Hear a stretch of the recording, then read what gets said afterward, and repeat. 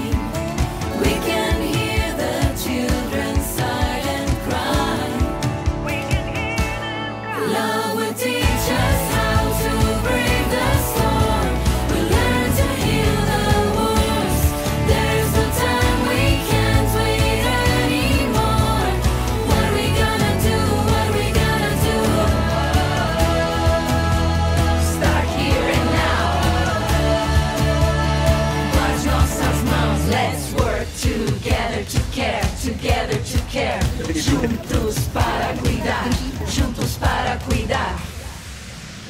Sempre unidos sem parar, continuaremos a caminhar. Sem fronteiras entre nós, iremos longe. Lo senti il grido della terra, milioni di fratelli soffrono.